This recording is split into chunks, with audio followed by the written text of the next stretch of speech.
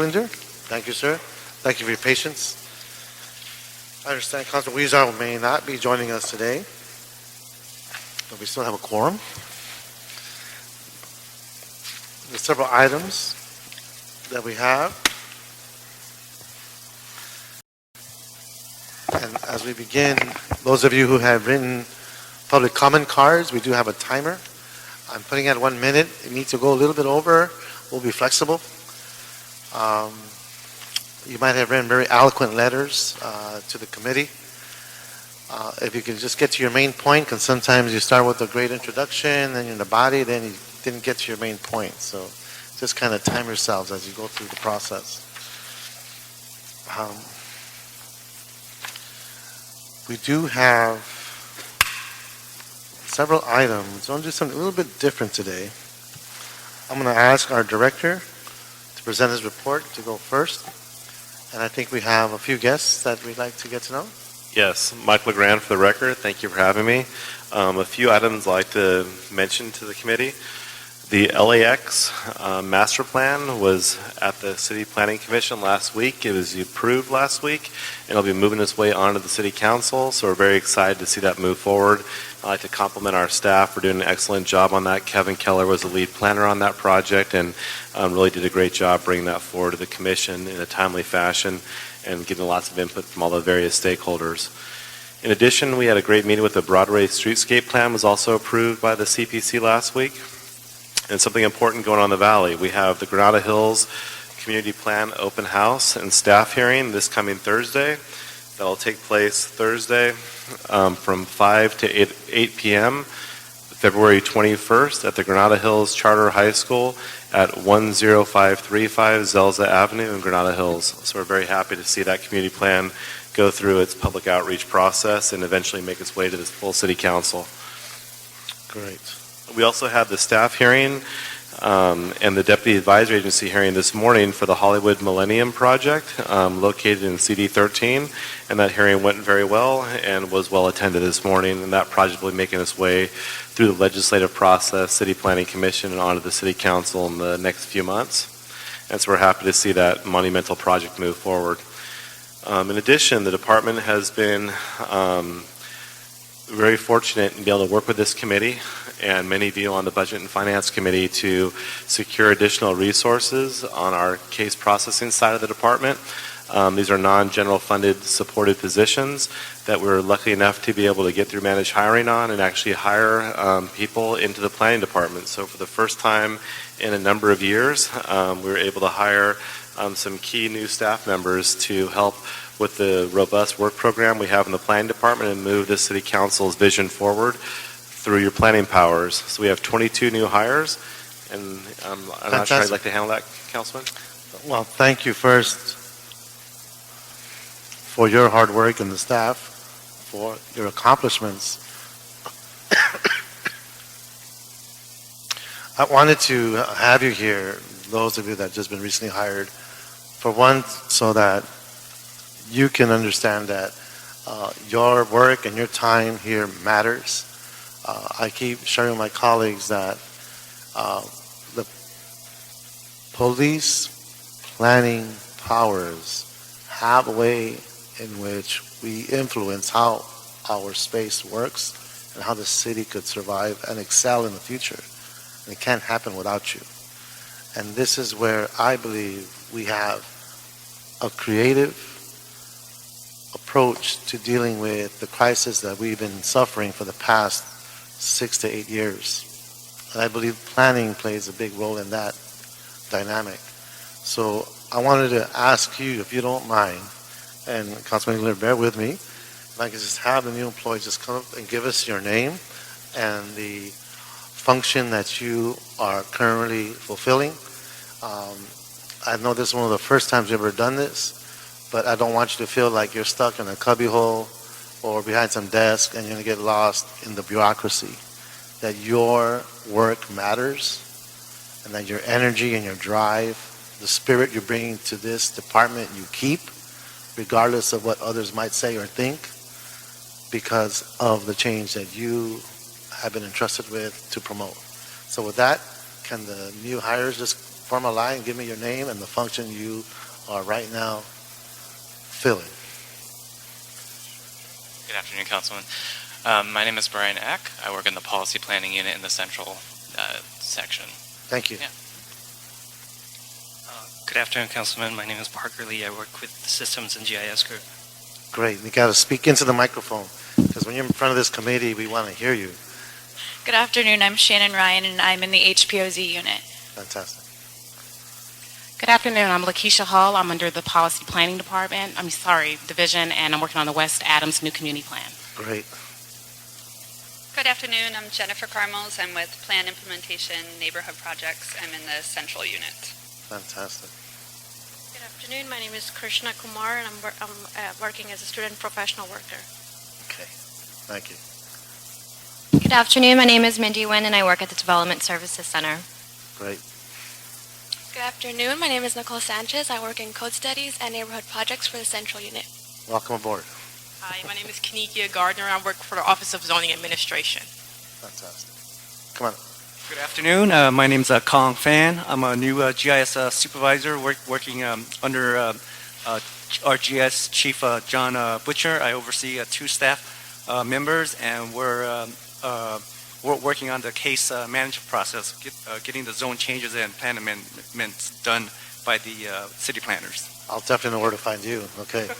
Come on up. Good afternoon. I'm Patrice Thomas. I'm the Department Timekeeper. Thank you. Good afternoon. My name is Brittany Cotton. I'm in the Plan Implementation Division. Beautiful. Good afternoon. My name is Jojo Piswang. I'm in the Office of Zoning Administration. Great. Hi, my name is Valentina Knox. I started in the department in 2010 as an intern, so I'm really happy to be here full-time working on the Boyle Heights Community Plan. Congratulations. Good afternoon. My name is Melissa Watson. I'm also in Policy Planning, and I'm working on the South LA Community Plan update. Great. Hi, my name is Tim Fargo, and I'm also in Policy Planning, and I'm helping with the housing element update. Beautiful. Good afternoon. My name is Leila Hakimizadeh. I work with Policy Planning Department, Metro TOD project. Great. Good afternoon. My name is Heather Bleemers, and I'm in the Office of Zoning Administration. Welcome. Hi, my name is Emily Dwyer, and I'm in Plan Implementation Major Projects. Good afternoon. Feel like I'm ready to receive communion. That's okay. We know you're not a sinner.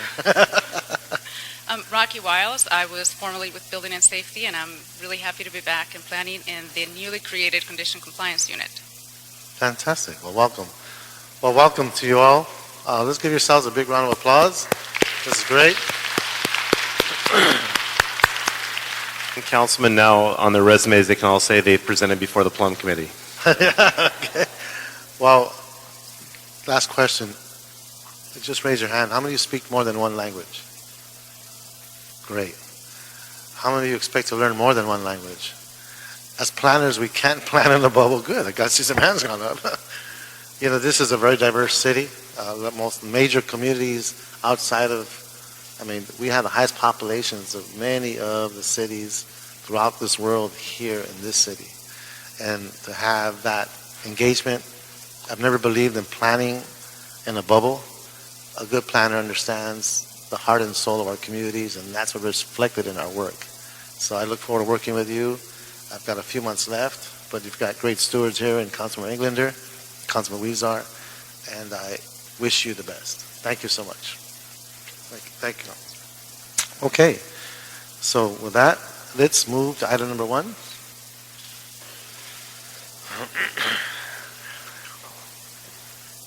Item 1, Councilman, is communication from the mayor relative to the appointment of Camilla Eng to the City Planning Commission. Sorry. Okay, let's have the commissioner come on up. The candidate is Camilla Eng, the LA Planning Commission. This is for the big commission, right? Hi, good afternoon. Good afternoon. Well, welcome and thank you for stepping up and serving the city. Can you share a little bit about yourself and your motivation to be in this particular commission? Sure. I've been an LA resident since 2003. I was born and raised in San Francisco, and have always had a passion for planning. I was a former city attorney with the Department of Airport, the Los Angeles World Airports, as well as the Department of Water and Power. And so during my time at LAX, I worked on the LAX Master Plan and different issues related to it. And sort of that in me sort of grew a passion for planning. Being a resident here in the city of LA, I've seen a lot of development since my time here. And I think planning is something for the future. It's something we consider for our future, and that drives my passion, and that's why I'm volunteering for the commission if I get appointed. Great. Well, that is one of the more tougher challenges in the airport. I think they've gone through 2 or 3 different EIRs now. So to be part of that process does demonstrate your ability to understand the stakeholders and the competing interests that's in front of you, and that'll be one of the biggest tasks in this commission. As you walk away, and let's say it's now the ending phase of your commission assignment, what would you like to see as you walk away behind you? What would you like to have left as a reflection of your work in this commission? I think the city of LA is an amazing city. I'm a San Franciscan, but I have actually have found a home in LA, and I think that the contribution of the Planning Commission would be to help this city plan out workable plans that would attract businesses, generate jobs, to give people opportunities to actually live out their lives here in LA. And so in terms of a contribution that I'd like to see happen before I leave is to help the city do that. Fantastic. Councilman Englander, any questions or observations? More observation than questions, but for those of you out there that haven't received the full package and looked at this incredible, impressive resume, you've done quite a bit for being, I think, way too young to have this kind of resume. You started off when you were 2, I think, according to this. But it's the adult braces, council member. Put them on a month ago. But very, very impressive in all the things that you've accomplished, and the balance as well that you've not only coming from the city family and understanding how to navigate that, which in and of itself is much like watching sausage being made, but with that having a political background as well as a law background and working on some of the biggest cases for your current company here as well. Have been really a crossfit of a lot of terrific attributes, I think, that you'll bring refreshing to the commission. So I applaud your ability to volunteer and time commitment that you would bring as well, and your vision and passion for what you've done so far. So you've got my full support. Thank you. Thank you. Great. Anything else you'd like to share with us? I think we're ready to move. I know you have a large agenda planned, so thank you for your time. Thank the you. Opportunity. So I would move that we recommend her for the position. Absolutely. That'll be the order of this committee. Thank you very much. Thank you. And congratulations. Okay. Let's move to item 2, Robert. Yes, council members. Item 2 is the EIR for the Jordan Downs housing complex and CD 15. Good afternoon, Councilman Craig Weber, City Planning staff. At our meeting last week, we heard a presentation that gave you an overview of the Jordan Downs specific plan, what's involved in the proposed redevelopment, and during that discussion, we submitted a packet that showed some of the modifications that were being requested to the specific plan subsequent to its March 2012 hearing with the City Planning Commission. At that meeting, a point of discussion was a need to embed some greater flexibility in the specific plan, especially in terms of the implementation of its site plan. And there was no conclusion to that discussion at that meeting, though we are prepared to return to Plum at a later date with some possible solutions, hopefully not too far from now. Another point of discussion was the need to adopt some sort of intermediate zone change and general plan amendment for the Mudtown Farm site specifically, so that that site could benefit from grant funding that requires some land use approvals be in place at a very soon date. So we're back today with a resolution to amend the general plan category in a zone change to change it to an agricultural zone. Along with that, we're also recommending that the committee certify the project's environmental impact report. So on item 2, should we be taking 2 and 3 together? Yes, we should. Okay. Want to read 3 into the record? Sure. Item 3, council members, is the proposed zone change for the Mutttown farm, and as described by Mr. Weber. Okay. Do you want to speak to item 3, or did you already do that? I would reiterate the same comments for item number 3. Okay. So, given that we went through an extensive presentation in the previous meeting regarding this issue, I'll ask you to come back if we have any questions. So we'll go to public comment cards at this time. Steve Diaz, are you here? Then we'll have Thelmy Perez, and followed by, I believe it's Naima Griffin.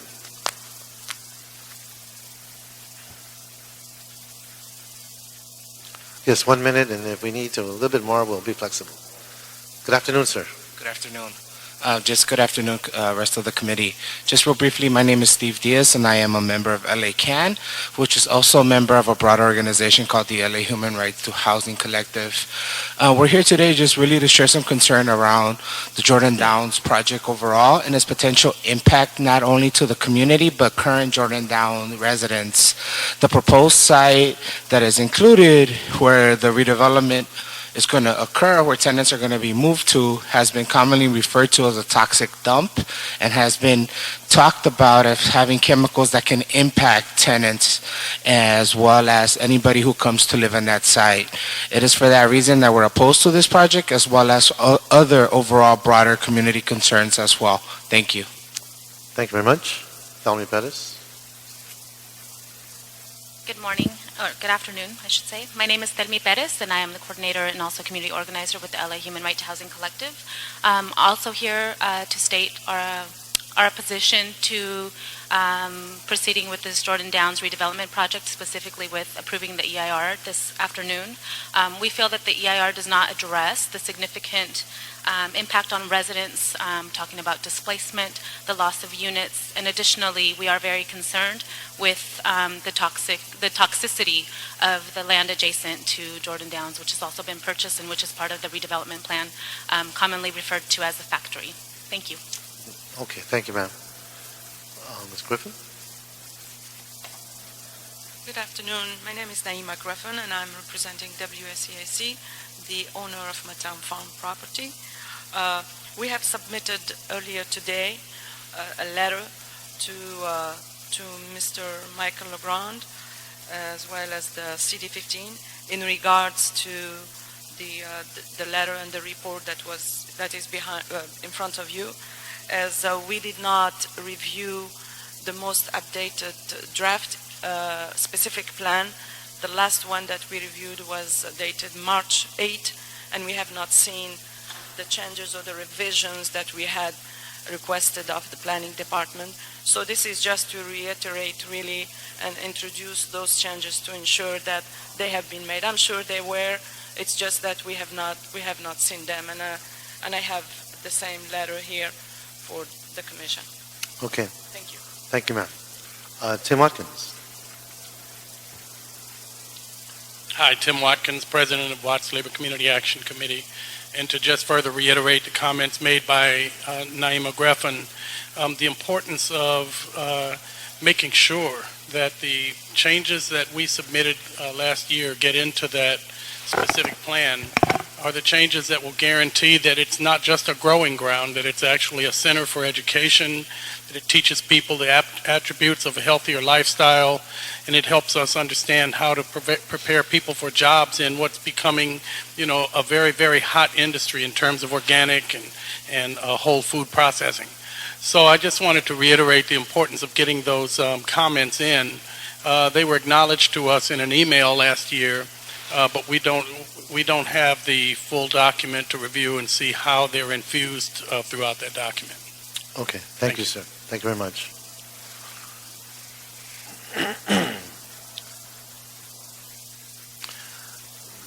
No other public comment cards are present. This closes public comment.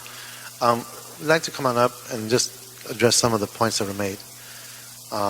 When we referred to the toxicity issues as indicated in public comment. Could you respond to some of those assertions? I can, Craig Weber, City Plan staff. I can respond briefly. Our friends from HACLA are here also, who can probably give a little bit more in-depth information about the remediation issue. There is site remediation happening. That's one of the reasons that it's very beneficial to have the EIR certified sooner than later. To respond to the issue of relocation, one of the things that's actually very unique about the Jordan Downs specific plan versus other similar redevelopment efforts that have happened nationwide is that there is one-to-one relocation on site. That's not something that happens all the time. So relocation is something that's considered throughout the specific plan. And just to follow up, the specific plan certainly conceives of the Mudtown Farm site being used as an educational resource, much more so than just a growing ground. So there are provisions that allow for a broad range of uses. I certainly think we want to follow up to make sure that we've captured all of the changes that were requested. But the vision of both the specific plan and even the zone change before you is that the Mudtown Farm site is used for more than simply growing crops.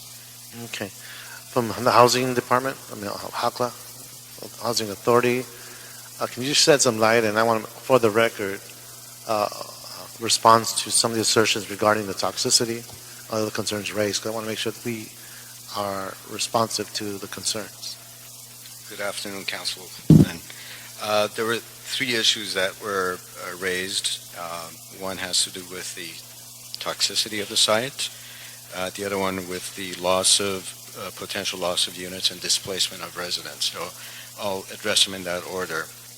In terms of the toxicity of the former industrial site, HACLA has voluntarily agreed to, under the auspices of the California Department of Toxic Substances Control, to, after decades of this site being used as an industrial site, to finally clean it up. That we have made a commitment to clean it up to standards where it would be livable, and that those conditions will be reviewed and approved by the California State Department of Toxic Substances Control. So where can the community who are concerned with levels of cleanliness, can you make it available to them who they could speak to from the state regulatory agency so they can get it directly from them, since they will be monitoring your activity as you clean the site?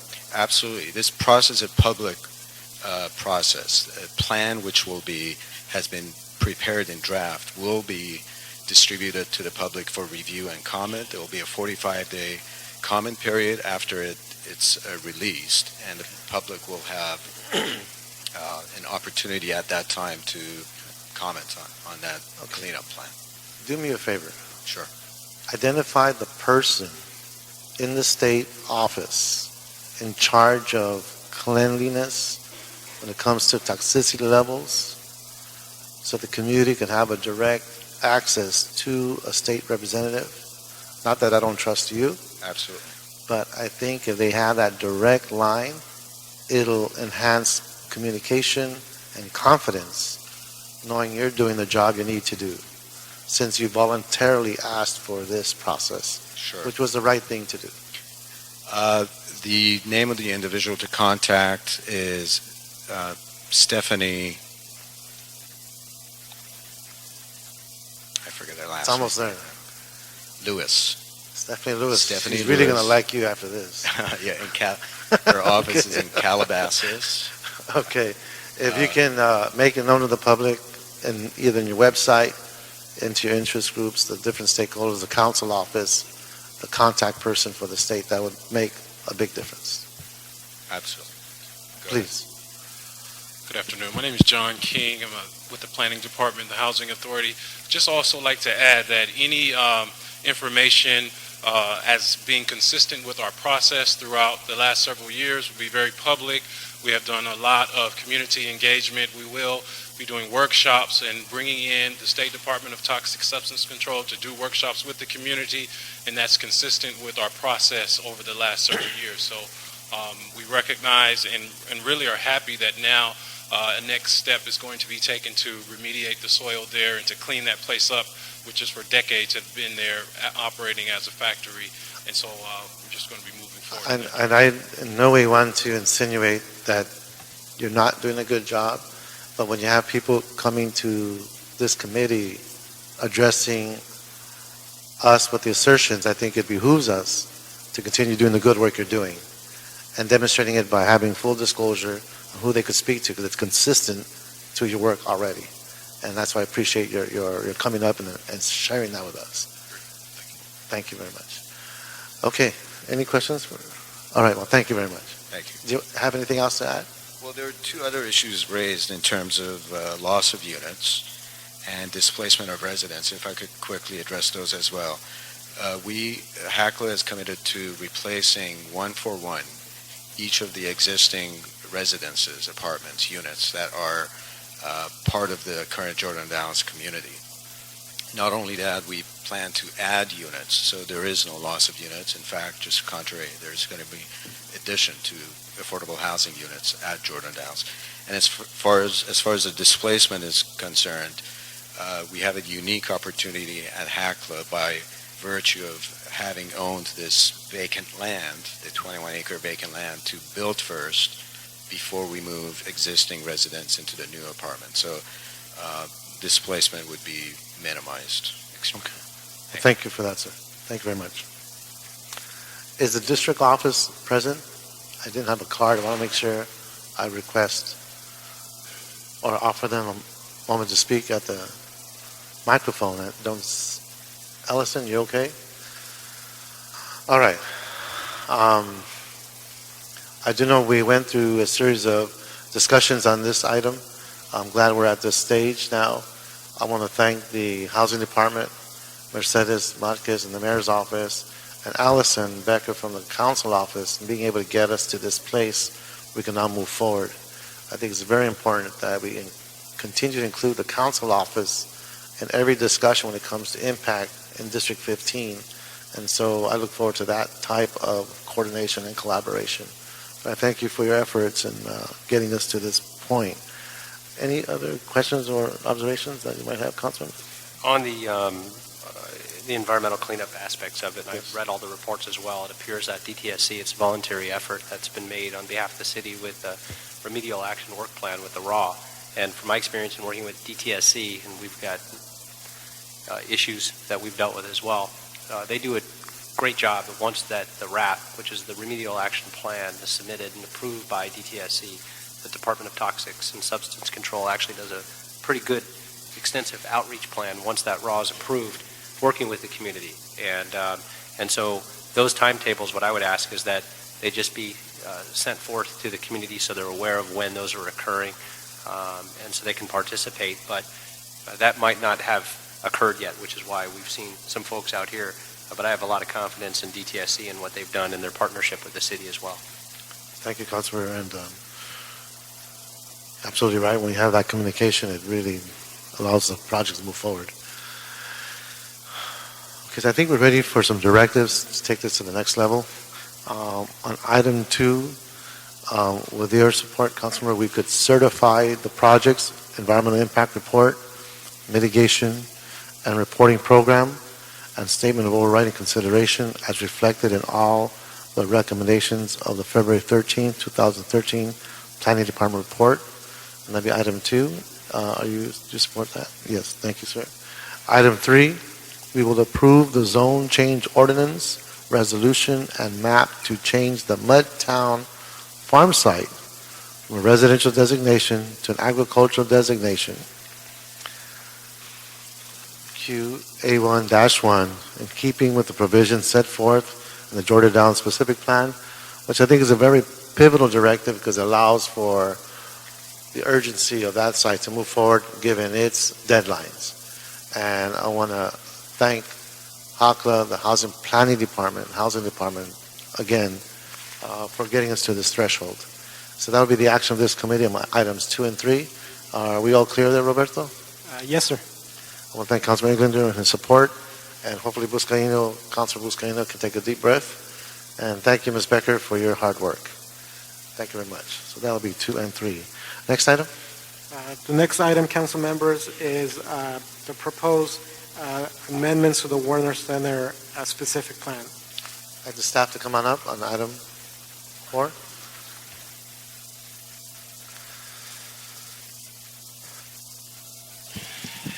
Good afternoon, council members. Kevin Keller with City Planning, joined by Tom Glick. Tom's going to present the case. Just wanted to give a quick overview. This is the Warner Center specific plan update. A significant amount of work has gone into this. It includes an amended and replaced specific plan, a number of implementing ordinances, including new zoning terminology. When you say significant, can you articulate a little bit? I was going to let for Tom, but this is maybe I'll let Tom just tell you how significant it is. Okay. It does include the specific plan, sign district, some implementing ordinances, and a number of revised street designations. The committee members have also received, and I believe we have a number of members of the public here to outline just how significant and hopefully successful this has been.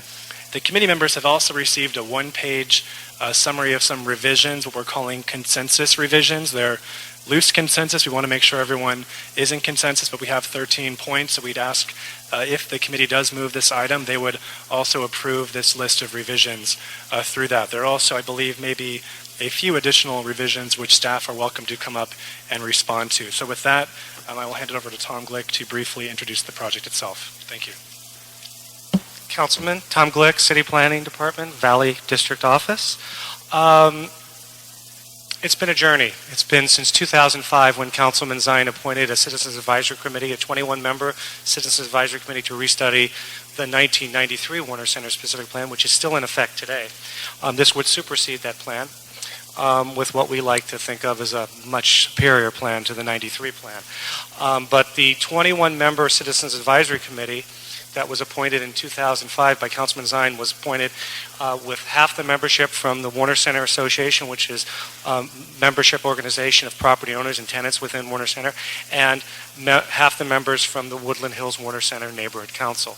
Members of the Canoga Park Neighborhood Council were also participating in a good number of years of preparation of the plan. With that, I really do want to emphasize the importance of the community in this. This is a community plan. This isn't a plan that was done by the planning department with the community. This was a plan that was done by the community with direction and help from the planning department and other departments, Department of Transportation that was involved. And the dedicated members, the 21 members who spent, in some cases, I would say, 130, 140 meetings over that 7-year period, haven't left. 5 or 6 from here today, I'd like them to stand up now just to acknowledge. They're also going to be speaking. I also asked them to put in speaker cards and make it clear they were members. But we also have members of the development community here too. But what you asked of Kevin that he didn't really want to answer and pass to me was really what's special about this plan, what makes this plan different, is it has been embraced by the community. We've gone through a public hearing in September with mostly support of this plan, but there was opposition.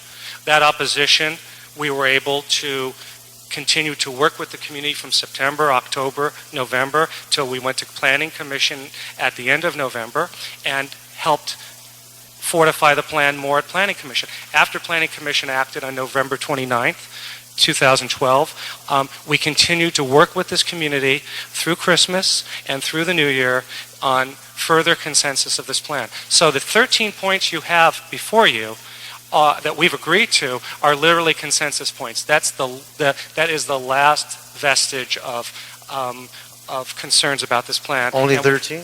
Only 13. Okay, all right. Only 13, and I think we've pretty much agreed to it where I hope those members of the CAC who have worked diligently will come up and support this.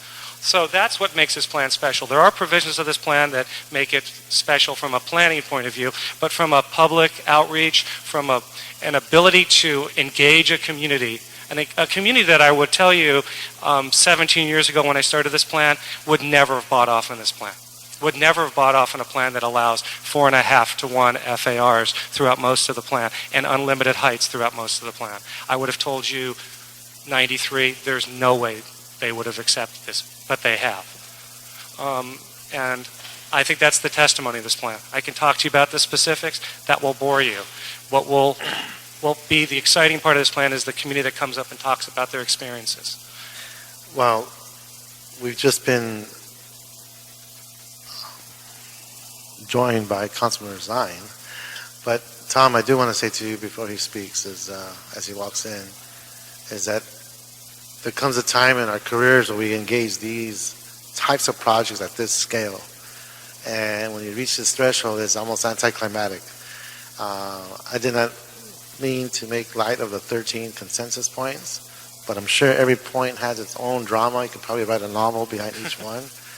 But the fact is, when you do have this level of cooperation in envisioning from the ground up, it makes for a lasting document that hopefully will see it's built out in a manner that's healthiest for the residents, for the neighborhoods, for the businesses, and for the jobs. But I'm not going to steal Councilman Zine's thunder. He just walked in, and I'll stop here, and I'll ask you to come back if you have more questions. And I will, and I just want to emphasize how important his office was in the preparation of this plan. Who in your team should be recognized? Because I know you do it with a team. Who else was part of your process? Can I leave that till after Councilman Zine speaks? Yes. Okay. Councilman Zine, come on up. I want to give maybe that individual a chance to run downstairs and come. Okay. Yeah, they want to be here to be recognized. Thank you, Mr. Chair, Mr. Englander. I'm here to show support for this project, the new Warner Center 2035 plan. And 7 years in the making. We know that Mr. Reyes and I have been here for almost 12 years, and this has been 7 years in the making. So extensive work by the city crews on the part of the community, neighborhood council, business owners, planning department, and moving forward into the future in Warner Center. It may not be perfect to all people. However, it's a great plan that will ensure a balanced job growth that is vital to Warner Center. And we know that Warner Center wants to be a job growth community as well as residential and activities for the families. The community planning staff crafted a vision for Warner Center that will help in the San Fernando Valley gaining more notoriety, more participation, more business, more opportunities for people. And the recognition goes to those that spent hundreds of hours, volunteered over the year of this project. August, take a bow. The planning man from Woodland Hills, August Durr. Mike Klein, if you'll please stand so I know who you guys are. Brad Rosenheim, Marissa Io and Teresa Robbins, Richard and Pam Harmonoff, Scott Silverstein, Dennis. Dennis, you in here yet? Dennis Biasi? Dennis, thank you. He came in. Westfield and many others from the community. Westfield, just you? That's it, Larry? Well, no, Cindy's your representative, but you're Westfield. Cindy has other clients. And the city staff, Tom Glick, Sergio Valdez, and many others from Planning DOT. And I know, Michael, you were working in the department when it started. Now you're the general manager of the department. So it will propel Warner Center into the 21st century, allow it to flourish as a place where jobs will be created, neighborhoods where employees will want to live, work, and a place in the West Valley for entertainment and leisure. And what it brings together is an opportunity for the business, for living, for park space, for bicycles, for walking. It develops a whole new environment in that particular area of Warner Center. And it's not only the area south of Victory, it's also the area north of Victory. And it adjoins my colleague, Mr. Mitch Englander, his district, which is encroached upon the 3rd district since you took West Hills away. Next he'll get Woodland Hills. Let's not forget you live in my district. I know. I show due respect. But all in all, the folks, you think of 7 years of planning, 7 years of meetings. I remember we had meetings at Kaiser, and the folks came out, and neighborhood councils came out, businesses came out. But it's a long, long process. It's that long trail of 7 years that we're here today to have this matter approved. You don't see a lot of people here protesting. I don't know, is anyone protesting? Not one protest. So when you can make a plan come together to this magnitude for a major part of the San Fernando Valley, which was farmland many, many years ago, to develop this vision, which, as Mr. Reyes and I go into the sunset, it'll be for the next generation to take hold and to move forward with. So the residential, the park, the business structure for this region, because we've got other opportunities in that particular Warner Center that are going to become available, and this plan will then develop into what we want to develop to. So I urge the committee to approve it. I want to acknowledge the planning department and all the departments, DOT, every department that was involved, because it's been a long task, a long process to get to this point. So I highly recommend, and hopefully we'll get this approved. I know there's a few amendments and modifications, but we can work through those. So if there's no questions, I'd be happy to entertain a motion to approve, and then we can go home. Okay, I'll wait till we get to the council, then you can do that. We're almost there, Dennis. Thank you. Thank you. Councilmember, I do want to just say, as a steward of the district, as the council member, you create an environment, you create a context so that the energy that is showing today, which is very positive, can be realized. And so I want to give you congratulations for getting this very difficult process a chance to work itself out from the community's point of view, from the business's point of view, from those who make it healthy to live here in this great city. And so you should be commended for that, and I just want to take a moment to say that to you. Thank you. I want to mention Doug. Thank you. Doug Mensman from my office, my current planning director, but I've gone through a number of planning directors, and this has gone through all that for 7 years, so it's been a lot of folks contributing to make this happen, but thank you for the Councilman Englander has a few words. Yeah, I want to echo that, but also acknowledge, I grew up in that area. I know this property very, very well. And I also know that this is one of the most active and engaged communities that typically don't build coalitions to support anything, and that they want everything done right and every T crossed and every I dotted, and they're very engaged. And so the process that you laid out in bringing the community together, the fact that you reached out to all these stakeholders and developed a citizens oversight committee that worked together with the planning staff, all the planning department and your staff that worked tirelessly, I'm sure, many long hours and many nights and weekends, meeting not only with the groups but individuals on each independent concern and addressing all of those. It's a huge undertaking, but the fact that we're standing here today and this room isn't packed, not one person coming here, that's impressive, but the fact that it's not packed with people opposing this, in fact, is really a testament to your leadership, because I do believe that you're only as good as your staff, but leadership does come from the top. And this is an incredible testament to the fact that you've been able to herd cats, if you will, and bring people together to look at the future. I know it was a big shock when we heard that this property was going to be left vacated.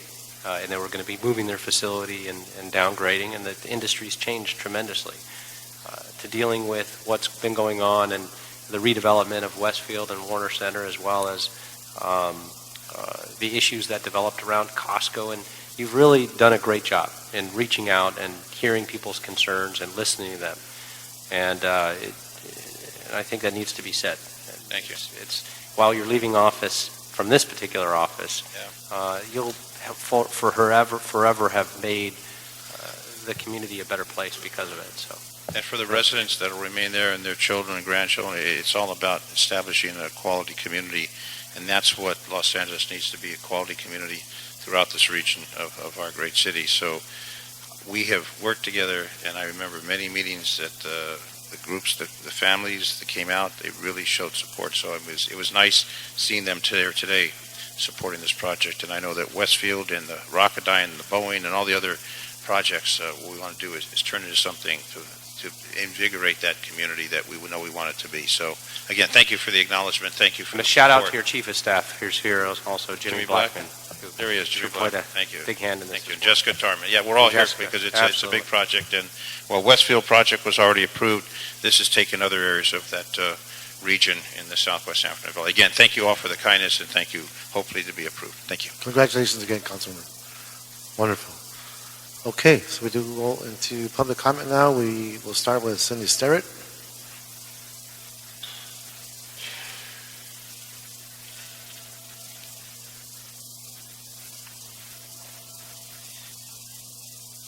Good afternoon. Could I defer to Larry first? Sure. That'd be great, thank you.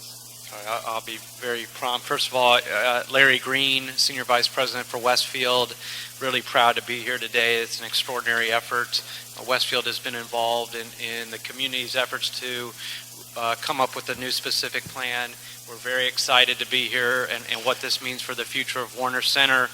Westfield is proud to own about 135 acres within the Warner Center community, and we've been working collaboratively with the community to continue to find ways to invest in our properties. The one thing that we know about retail and that I know about retail is that we always have to be able to change and adapt to the changing consumer environment. Over the years, we've invested hundreds of millions of dollars into Westfield Topanga and Westfield Promenade, and we hope to do the same at the Village. And having the flexibility within this document to allow those investments to happen is the key to us. And so we want to encourage that kind of flexibility remain within the document. Thank you, Mr. Green, and I appreciate we got the letter as well. So thank you for your hard work.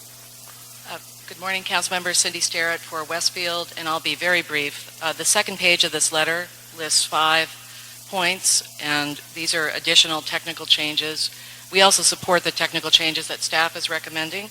I think this first one was just inadvertent, which is that remodeling projects should not be limited to 50% of the replacement value.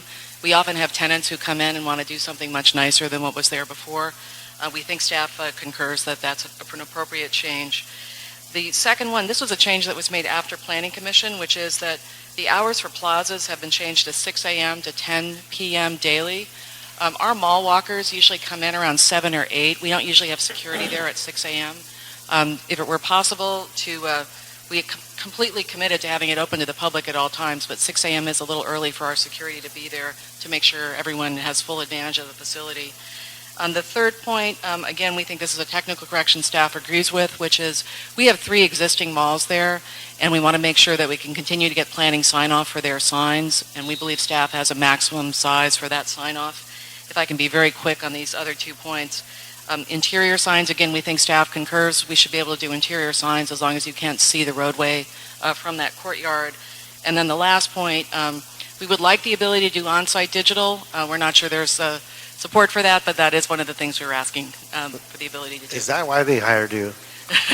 No. For this last point, knowing what we're going through, the sign use issues? We are just trying to make sure our tenants have the ability to have that on-site You're good. advertisement. You're good. All right. Thank you. All right. Thank you. Well, boy, And my colleague will speak briefly to the technical changes when his turn comes. that definitely threw up a big radar there, Cindy. Thank you very much. Come on up. Give us your name. Good afternoon. My name is David Americano with Latham & Watkins, colleague of Cindy Sterrett. Just wanted to speak briefly about some of the policy reasons for some of the technical changes that planning recommended and why Westfield is in support of those. Essentially, the policy change, the technical changes that were made are intended to promote continued reinvestment in existing projects without regulations that inhibit that reinvestment. And that pertains to some of the changes made to the urban design guidelines, whether they are some of the language was adjusted to ensure that that investment is promoted. That's all for now. Thank you. Okay. Well, let me be blunt. We are having such a great moment. And to see these 5 points, to me, I'll be real then clear, I want to facilitate what's best for the area. I think this is a very fragile place we're in. So I'd like to recommend, and Mr. Grant, I'd like to get your reaction, is that if these 5 points can be agreed upon by the council office, by the stakeholders, that we stay in the spirit that got us here. And I feel very uncomfortable moving on these 5 points on the letter I just received. I understand your rationale. I understand Mr. Green's concern. I understand your approach, Ms. Sterrett. But given where we're at, out of respect to the process, I would defer these 5 points. And if Councilman Zine wants to introduce those changes, he has every opportunity to do that. But Councilor LeGrand, because I know, to me, what gets me nervous are the sign issues. We've been so far, and we've dealt with this for so long, and I would not want to upset or put us in a place that we would regret later. And we would withdraw that last request. We do believe the council office is in support of 3 of these, and we also spoke to the chair of the committee about these 3. We do think they're technical. They are technical changes. We apologize, Chairman Reyes. We agree with you that it's unfortunate that these weren't made before this got to you, but the staff report, because of the burden on the planning department, they weren't able to get the staff report out until Wednesday of last week. So, Right. but we have worked with the council office and talked with the committee. I'd like to hear from the council office. Thank you, Mr. Chair. Doug Minsman speaking on behalf of Councilman Zine. To defer to the chair's, prerogative on this one, obviously, but if you want a bit more of a comfort level, in speaking with the councilman prior to this, because I just received this letter right before Plum, as well as with the community members and staff that are here, I think that we all agree that their point on number 1 is valid. In our discussions, we had talked about exempting interior tenant improvements from the 50% threshold. That would be a simple strikeout matter for that one. For number 2, the councilman does not support that. The function of these publicly accessible spaces was to act like pocket parks, essentially. And so the intent was to make those plazas operate at the same time as you'd be able to go to any city parks. So limiting them to business hours would sort of defeat that purpose, was the councilman's position. So we would request that the applicant, that Westfield not support that one or push it forward. For the third one, as far as the sign-off versus project permit issue with sign square footage, we might have to defer that one to work that out between now and the council floor, if that's the way you're going with this one, to try and figure out, if not that number is called out in the plan, then what number might be better, if any. I can share with you, and I want to put this in the context, where we're at today with the sign policy, we were there in 2002. But because of actions taken, got caught up in the courts, 10 years later we're here. I don't want to make the same mistake. Agreed. So Which is this why makes me nervous. Understood. And why we don't want to make this open-ended, because then we may throw ourselves in the super graphic world again, and nobody wants that. So that's why we're saying we maybe need to hash this out, and if it doesn't work out anything beyond 75, then it doesn't. 4, also maybe defer that one to council, and as with the applicant's agreement to withdraw number 5, we would support that one too. And again, I believe For that the exact same reasons. and it affords you the opportunity to give the respect to the process and those that are involved in the task force. I think that is just consistent to the way you've already handled it. Completely agreed upon. Okay. The only other comment, if I may, sir, is on the 13 points that the planning department had included on the technical correction for number 12, which is a removal of 2 streets that are called out as activity nodes. This came about because through just the fact that it's a large document, I think some human error, the text didn't match the maps. And so the staff erred on the side of making the maps rule instead of text. And to be honest, what the council office would like is the communities to go the other way around, is to actually to include both Victory and Owens Mouth as activity nodes per the text, so we can have the maps match that. Other than that, I think was the only thing, and the other 12 are perfectly fine. The community has reviewed it and agreed that they're mostly things that, per the commission's direction, was to continue cleaning this up as after they voted in November, and that's where we're at with why we need these changes. So 12 is, the verbiage should be changed to reflect your Yes, sir. Yeah, to include those 2 identified activity nodes and to have the maps reflect the text correctly. I have other comments for this. I want to hear from Councilman Englander. Do you have any comments? No. Okay. So, Mr. LeGrand, given the nature of this discussion, what do you recommend? Yes, we concur with Mr. Mensman's dissertation on this. We would recommend moving it forward to City Council with an approval. Okay. So, on the 5, I'm understanding that we can accept item number 1, and item 2, we want to keep it at 6 a.m., so we don't agree with 2, and 3, 4, and 5 will wait, and let the council come back with a decision, and I'm hoping a recommendation, but right now, I don't feel comfortable moving this forward. Correct. And many of these we can work out before council. Some of them are really clarification. We just need to spend a little more time with the council office and the applicant and the community on these. So many of them are really technical in nature, but I'm fine handling those at council.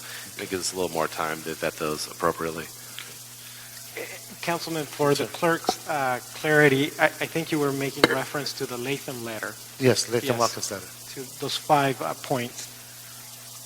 The letter you just handed out February 19th, on the Latham Watkins signed by Ms. Starrett. Yes, Mr. Chair, I just wanted to make sure now, for page 2 of the Latham and Watkins letter dated February 19th, number 1 was approved, and that's to eliminate value limitation for remodeling projects to avoid discouraging reinvestments. Do not limit remodeling exemptions to investments that are less than 50% of the replacement cost. Number 2. Just to be clear, 2, 3, 4, and 5 we will not support. Okay, Just wait. Then 2 is a no. No. 3 and 4, as I understood, was just to defer and work it out until this item goes to council. Yes. Okay, so that is 3 and 4. And number 5, which was to allow on-site digital signs on Topanga Boulevard. That was withdrawn. That was Withdrawn. withdrawn. Okay. Okay. All right. A little nervous there. Okay, so we have. Yes. Roberto? Okay, so let's go through the comment cards. We have David Americaner. He spoke already. Michael Klein, like to come on up. Hello, my name is Michael Klein. Thank you very much for having me today. I have served as the Warner Center Specific Plan Citizen Advisory Committee chairperson for the last 7 years. So I've got a bit of history with this one. And you're still smiling. That's great. I'm trying, yes. Thank you. I want to start out by thanking a lot of people that aren't here. We had hundreds of people from the community come to our meetings over a 7-year period. And we had, I think Tom mentioned 140 or so meetings, all publicly announced in accordance with the Brown Act and made available for everyone to attend. I want to thank Councilman Zine, who put together the committee itself, came here and spoke today, which was an unexpected treat for me. Doug Mensman in his office, Department of Planning and Transportation, and I'm going to run through this a minute, please. I want to reiterate, and I think you picked up on it, Mr. Chairman, very, very well on this. We had a very open process. The way that I would conduct the meetings, or my colleague Brad Rosenheim, in my absence, we made a very inclusive environment. You didn't have to be a member of the committee to be heard. We'd listen to everyone. We'd debate the ideas. And if it was a good idea and everybody agreed on it, it got into the plan. If it wasn't so good, well, somebody walked away with a good idea, or they understood why. You can see here, we have no opposition. We've had almost no opposition throughout. I believe we had about a dozen comments on the EIR. The plan is unique because it's the first time, I believe, in the city that we've done something where it's ground up. We also had an economist that came in to help guide us. We had an urban design professional to help guide us. These are also, I believe, first in the city, if not first. There's been very few done that way. anyway, it's a comprehensive plan that I think will make the West Valley really special, and I urge your support. Thank you as a volunteer who donated their time for the good of the community. I congratulate you too. Thank you. Brad Rosenheim.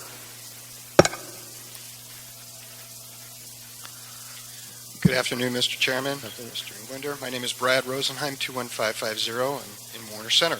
I'm representing the Warner Center Association and also as a vice chair of the CAC. I'm here obviously to support the Warner Center 2035 plan. I'd like to thank Councilman Zine and his staff. They challenged us when they needed to challenge us. They stepped back when they needed to step back, and it was really a wonderful process. I also really want to thank the Planning Department and DOT because what we set up here was a process unique to the city of Los Angeles. I've been involved in this Warner Center area since 1988 when I left City Hall. This is a horizontal process where we worked as partners with the Planning Department and DOT, the community, the business community, the residents, which is truly unique, especially for the Woodland Hills community, which has had a history of contentiousness at points. So I think this is hopefully a model for the city of Los Angeles to look at for the future.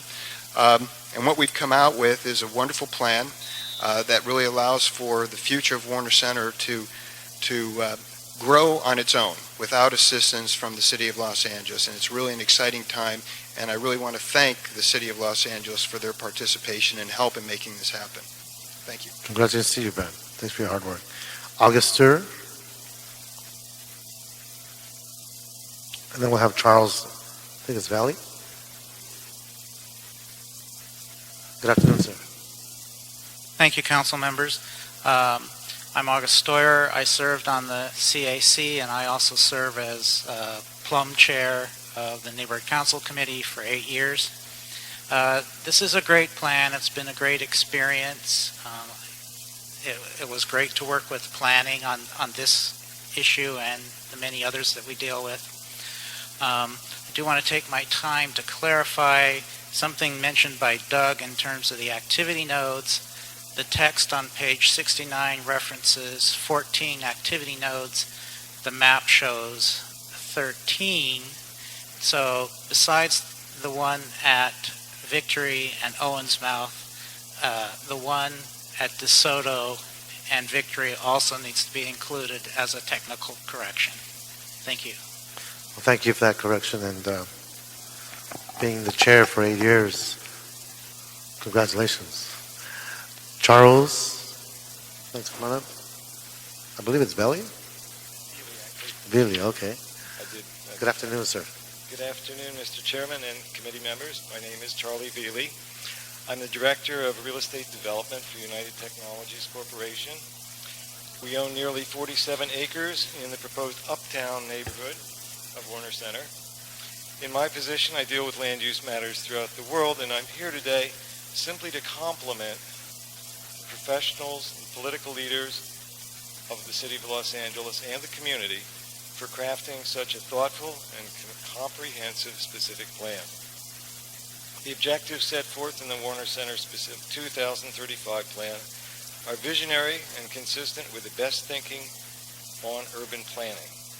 The plan capitalizes on the transportation infrastructure currently serving the community and calls for the enhancement of the pedestrian environment through design guidelines and directives. As United Technologies looks toward the future of its Warner Center property, we believe the vision and objectives set forth in the WC 2035 plan provide an exciting development framework that will benefit the surrounding community and the City of Los Angeles. Thank you for the opportunity to speak before you today.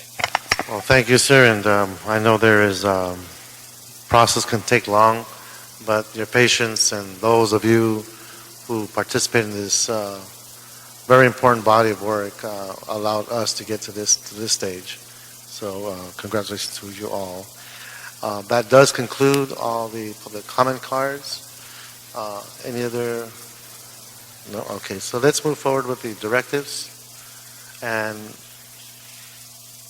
Roberto, you might have to help me with this one because you have some changes. So we want to move to approve and request the city attorneys to prepare the ordinance with modified changes as stated in the 13 points that's been submitted by the Planning Department dated February 19, 2013. And how will we best phrase the other piece that came from Latham and Watkins? So you would adopt the changes that the Planning Department submitted, and I believe that there was an additional change to item number 12. Right. And also you would adopt item number 1 in the February 19th Latham letter, and not the other points. I think number 2, 3, and 4, you defer to council. 3 and 4, number 2 was opposed by Councilman Stein, and number 5 was withdrawn. Okay. City Attorney, are we okay? Yeah, and the change for number 12 on the Planning Department letter, I believe that Mr. Mensman said that the wording should be to include rather than to remove Victory Boulevard. Right. Okay, now, the issue that was just brought up by the chairman of the planning regarding the representation of the maps on the parks, I'd like to address that as well, because I don't want to make sure everything gets included. This is by Mr. Auguster. Tom Glick, City Planning Department. I think the two previous speakers, Doug Mensman and August, represented the issue. The map and the text of the ordinance were inconsistent. Okay, but there is a part that was missing that I want to focus on. This is Kevin Keller. There was an additional comment. I think we've made that correction. I think we followed along regarding the changing it to include Victory Boulevard and Owensmouth. There was an additional comment regarding an additional node at DeSoto and Victory. I think if it's possible, we may recommend that also be deferred for a little more analysis as we continue to move forward, so we can look at that unless Tom has any more thoughts on that. Okay, so can we capture that in the directive? Okay, so are we clear? Just to make sure, the area was DeSoto and Victory Boulevard. DeSoto. And defer that until this item goes to council. Yes. Additional note. Okay, so with all the recommendations that's stated on the record, we will approve and request the city attorney to prepare the ordinance. Yes, sir. Okay, that'll be an actions committee.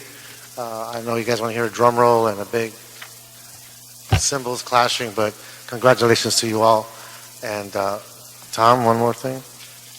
Can I come back and acknowledge the person actually came down? Yes. One of the people. Michelle Singh was my staff person. Michelle, for a please good stand. chunk. Thank you, Michelle. I know she's embarrassed, but. Okay. And Priya Mahendale, Brian Eck. Please stand. Elva Nuno O'Donnell, and we have one of our consultants, Wendy Lockwood. We had a consultant team that was second to none. Wendy Lockwood was our environmental consultant. Was also Iteris, and Pat Smith was our urban design consultant.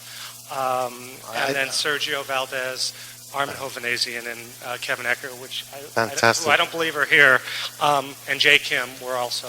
Great. We had a tremendous partnership in this plan, internally and with the community. So. Wonderful.